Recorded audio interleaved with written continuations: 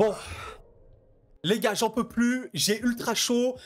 Qu'est-ce qui se passe ici? Que se passe-t-il? On me dit dans l'appareil, dans l'oreillette, ok, le favori, un des favoris à la Ligue des Champions, vient de tomber. L'Inter Milan, ce n'est pas encore à jour, mais est éliminé par l'Atlético Madrid, l'équipe de bandits ultimes. L'Atlético, je crois que c'est l'équipe que j'ai envie du moins affronter au monde, c'est l'Atlético. Cette équipe est capable de tout jusqu'à éliminer le vice-champion d'Europe, invincible en 2024, une des meilleures équipes d'Europe de très très loin. Et pourtant, l'Atlético l'a fait. Les amis, j'espère que vous allez bien. Je suis désolé si je suis dans un état de fou, mais là, je suis choqué. Je suis choqué. Qui voyait ça? En vrai, c'est possible, bien sûr, c'est le football. Et honnêtement, on le disait un petit peu dans notre analyse d'avant-match, l'Atlético est une équipe qui se battra jusqu'au bout. Tout le temps, tout le temps, tout le temps. Je vous ai retrouvé le classement de la Liga à l'extérieur. Vous voyez que l'Atlético Madrid est classé 8e à l'extérieur avec 15 points. C'est très très mauvais, c'est très très loin des équipes comme le Real, le Barça par exemple ou Girona. Mais à domicile, l'Atlético, c'est exceptionnel. 40 points à domicile en Liga et c'était une équipe totalement invincible. Et ça l'est encore. 13 victoires en Liga, un match nul à domicile et toutes compétitions confondues, dont en Ligue des Champions, quasiment que des victoires. Il me semble qu'il y a eu un seul match nul. Et là, tu bats l'Atlético dans le temps réglementaire, dans les prolongations, et tu les sors au tir au but. L'Inter Milan qui est éliminé. C'est une bombe. Les amis, c'est une bombe. J'insiste parce que je sais que, surtout si on est en France, etc., on ne se rend pas forcément compte, mais l'Inter est une équipe absolue. C'est une équipe totale. Là, ce qui vient d'arriver aux supporters de l'Inter, c'est un choc. C'est une équipe qui aurait pu la gagner cette année. Mais l'Atlético, oh, les gars, j'en peux plus. L'activité déjà de l'Atlético, si on regarde sur WhoScored, c'est monstrueux. Hein, vraiment, un volume, voilà, vraiment, un peu sur toute la surface du terrain. On voit que l'Inter, ça se concentre surtout dans l'axe. Mais les amis, j'ai envie d'évoquer un homme, Antoine Griezmann. Les amis, ce mec-là, on en parlait dans l'analyse d'avant-match, j'étais en mode, mais en vrai, sans Griezmann, l'Atlético, c'est quand même moins fort. Il a joué. Je ne pensais pas qu'il allait jouer. J'ai fait mon prono sans compter Griezmann. Et bon sang, franchement, les amis, Antoine Griezmann est hallucinant. Et hallucinant, quand je revois un petit peu son tableau statistique sur Football Ref, c'est hallucinant, voilà, c'est un des meilleurs joueurs du monde. En vrai, est-ce que ce mec peut gagner le Ballon d'Or? Je pense qu'il aurait pu l'avoir dans sa carrière, mais c'est un joueur pas assez bankable, je sais pas comment dire, pas assez devant les caméras, mais il est exceptionnel. Regardez-moi ses stats, les stats de passe de Griezmann, elles sont totalement absurdes. Regardez les stats des préparations au tir au but, les stats défensives de Griezmann, elles sont débiles. Les stats de possession de Griezmann, elles sont débiles. C'est un des meilleurs joueurs du monde et il carry l'Atlético Madrid, c'est phénoménal. Et les amis, bien au-delà de faire un simple débrief d'Inter Atlético, là je suis vraiment dans l'émotion, vraiment dans l'émotion. Dites-moi qu'est-ce que vous ressentez, je suis comme un fou. Et là je me dis, mais qu'est-ce qu'on va avoir en quart? Qui a envie de choper l'Atlético? Parce que pour moi, une équipe qui sort l'Inter est une équipe qui peut gagner la LDC. L'ATM, l'Atlético Madrid, peut remporter la Ligue des Champions. Les équipes espagnoles, c'est une folie. On ne peut jamais les enterrer. Parce que je rappelle, Dortmund s'est qualifié également, mais encore une fois, les équipes espagnoles sont là. Le Real est évidemment là. Le Barça est revenu en quart et l'ATM qui réalise, voilà, un match très bon, hein, si on en parle, 23 tirs, 9 cadrés, c'est bien supérieur à l'Inter qui a eu des occasions. Et honnêtement, il y a pas mal de fois où tu dis que eh ben, l'Atlético aurait pu achever l'Inter. Bon, évidemment, l'Inter a aussi eu ses occasions, c'est ça le football. Mais c'est dingue de se dire que cet Inter-là, avec ces joueurs-là, avec une saison, les amis, je vous remonte la saison de l'Inter, classement Liga à domicile, 37 points. 37 points à domicile, donc c'est devant Bologne à 35, Milan à 32, mais le classement extérieur, les amis, 38 points. 38 points, c'est ça l'Inter à l'extérieur en Serie A. C'est 14 matchs, 12 victoires, 2 nuls. L'Inter était invaincu, toutes compétitions confondues à l'extérieur. Et l'Atlético les a battus. Waouh, je suis comme un ouf. Et si on se projette, qu'est-ce que vous aimeriez? N'hésitez pas à me dire un petit peu, bon bah, quelles sont les équipes que vous supportez voilà, dans ces quarts de finale-là. Et même si vous supportez aucune de ces équipes, n'hésitez pas à me dire un petit peu, bah, qu'est-ce que vous souhaitez? Là, je vous avoue qu'il peut y avoir des trucs de malade. un derby madrilène, Real Atlético, ou un petit classico, Real Madrid-Barça, ou alors des petites revanches, PSG-Bayern, PSG-Real, PSG-Barça, on connaît. Il peut y avoir des matchs comme Arsenal-Bayern, très très chaud, Arsenal-Manchester City, un peu en parallèle à la Première Ligue. C'est dingue. Un Dortmund-Bayern pour pas changer.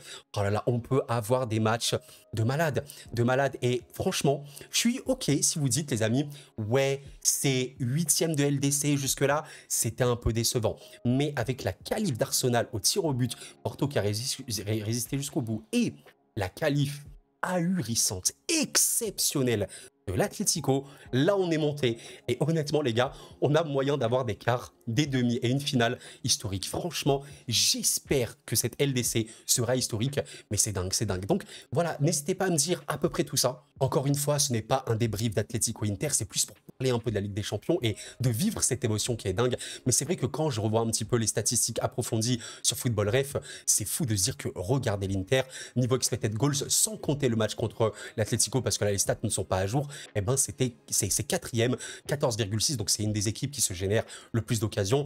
Et quand on voit les XGA, l'Inter est 3e, c'est la 3e équipe littéralement qui subit le moins d'occasions. C'est assez hallucinant. Quand tu vois l'Atlético Madrid, ils sont beaucoup plus bas. Vous voyez que là, ils sont ici. Et en XG, l'Atlético est vraiment, vraiment bas. Hein. C'est dingue. Et pourtant, ils y sont là. C'est là où vous voyez, et honnêtement, les amis, le football nous rappelle aussi un truc. Tout ça, c'est des leçons. C'est des leçons parce que le football, t'as beau l'étudier de 1000 façons que tu veux. T'as beau te dire, ben, City aujourd'hui, c'est la meilleure équipe du monde. L'Inter, facilement, et j'insiste les gars, facilement, c'est une des meilleures équipes du monde actuellement.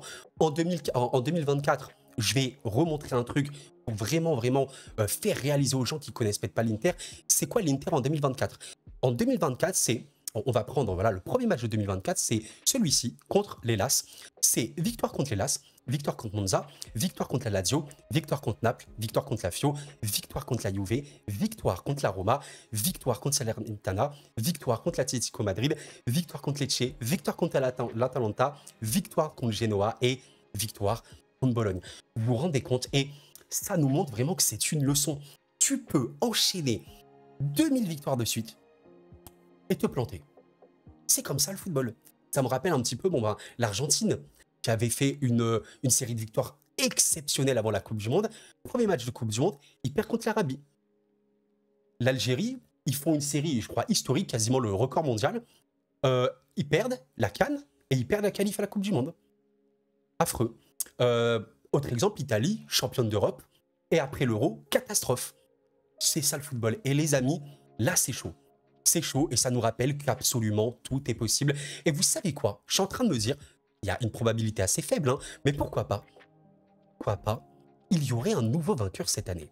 On rappelle quand même que les équipes qualifiées sont le Bayern, le PSG, le Real, Manchester City, Arsenal, le Barça, Dortmund et l'Atlético.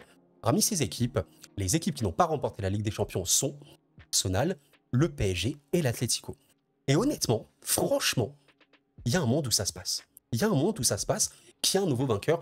Bon, moi, je supporte le PSG, j'aimerais bien. Je pense qu'on a quand même vraiment des arguments pour dire oui, on pourrait gagner, mais on n'est pas au niveau pour moi de certaines équipes. Ce serait dingue. N'hésitez vraiment pas à me dire ce que vous en pensez. Mais franchement, quand je vois ça, les amis, c'est waouh. Franchement, on peut avoir, j'insiste encore une fois, un des meilleurs quarts de finale de tous les temps, je l'espère. Et là, c'est là où on se rend compte un truc, c'est qu'il y a vraiment 3 équipes encore une fois espagnole. L'Espagne restera jamais là. On peut toujours critiquer le niveau de la Liga, qui a peut-être diminué, etc. avec les départs de CR7 dans un premier temps, de Messi évidemment et tous les autres joueurs. Certes, peut-être que la Liga a diminué et évidemment que la Liga de l'époque, elle était meilleure, mais les top clubs espagnols sont là. Les gars. Et ça, c'est dingue. T'as toujours le Bayern Dortmund. Les clubs anglais, voilà, là, il n'y en a que 2. D'habitude, il y en a un peu plus. Et le PSG, bon, c'est quand même dommage. Je vous avoue que j'aimerais énormément beaucoup de clubs français en 8e, en quart, pourquoi pas même en demi, un jour de LDC, on ne sait pas.